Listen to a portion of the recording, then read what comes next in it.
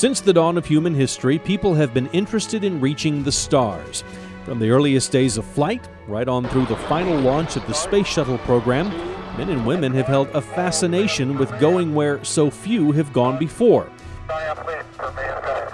Jeff Grayson understands that fascination. In addition to being one of the original founders, he is the current Chief Executive Officer of X-Corps Aerospace. And if Grayson has his way, it will soon be easier for people right here in the Permian Basin to take a trip into space. A lot of people want to go.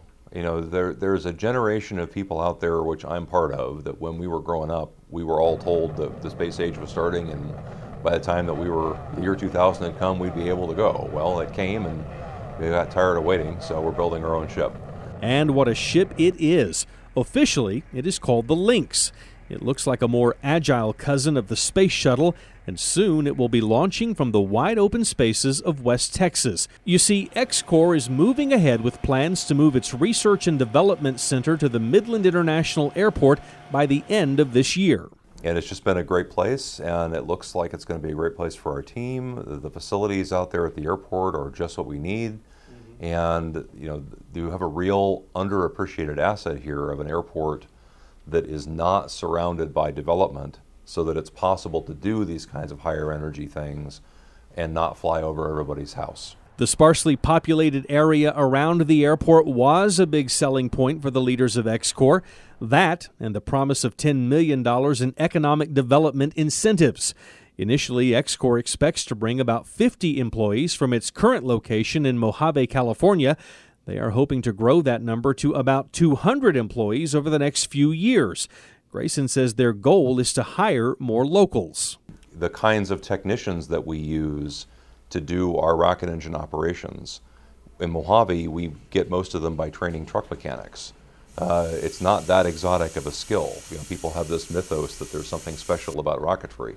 No, we just need really good mechanics who are careful and diligent and good craftsmen. In essence, the Lynx will launch and land using airport runways with virtually no turnaround time. That's made possible by its unique piston pump engine design, which will allow the Lynx to fly multiple times per day, every day. The engines for the Lynx are fully reusable.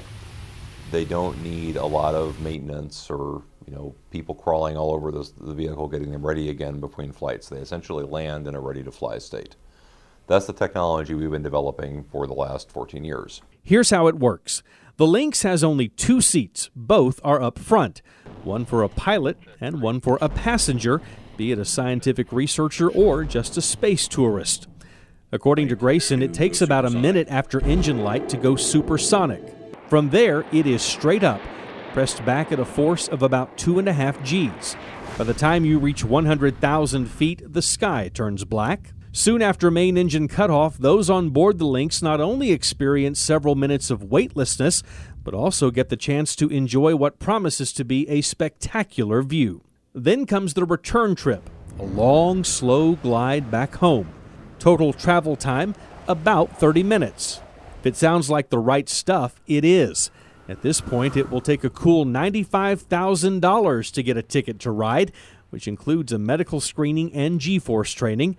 But for Grayson, the possibilities are as endless as the West Texas skies. We're dedicated to developing space transportation that's cost-effective enough and reliable enough that it makes space into a wealth-generating place to do things. Once everything is up and running, company leaders expect the Midland-Odessa area to become a tourist destination as people from all over come here to witness and participate in spaceflight. Mike Gillespie, NewsWest 9.